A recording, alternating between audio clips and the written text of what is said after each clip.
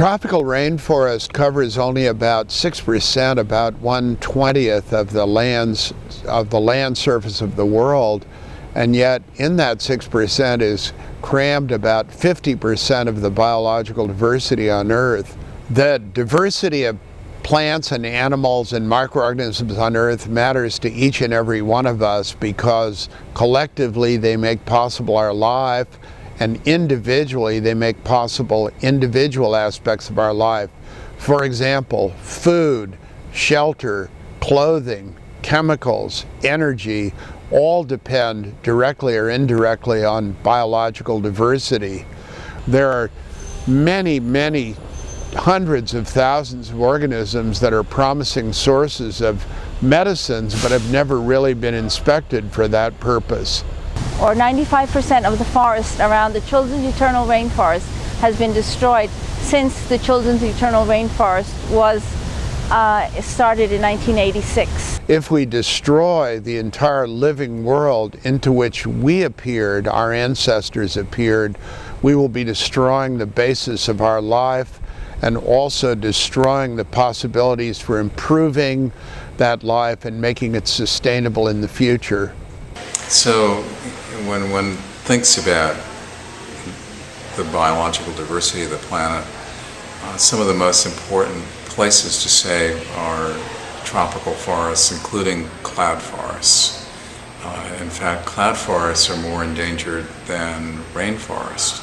So for cloud forest biodiversity, having a sanctuary like the Children's Eternal Forest is just essential. Among the many projects throughout the world in conservation, this is clearly one of the leading ones. It's one of the leading ones because of the special richness of the forest. It's one of the leading ones because of the size of the forest. It's one of the leading ones because of the thousands of children and adults who've been involved in forming it and have a longing for it, a definite connection with it. And because of that, it provides a special opportunity for us to exercise our efforts to conserve the Children's Eternal Rainforest. So if we're going to be thinking about protecting a rainforest anywhere on Earth, the first thought should be to protect this critical location, this geologically, evolutionarily, biologically sensitive spot on the planet. I think one of the things that's incredible about the work we're doing is that we can show you a 25-year track record of land purchase and actually putting habitat under protection, which means if you protect the habitat, you're protecting the homes for thousands and thousands of species, because that's what this rainforest represents. I really think it's a measure of us as a species,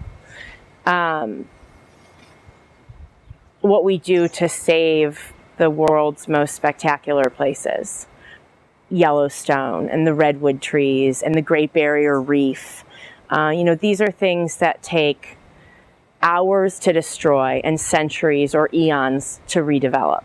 When we look at the disappearance of life all around us, the crime, as my colleague Ed Wilson has put us, for which our descendants are least likely to forgive us, if we fail to seize concrete opportunities and save at least samples of the marvelously rich world that we've inherited for future generations, for their beauty, for their richness, for their sheer interest, and because many of us would say we have a moral obligation to do so, we will have failed.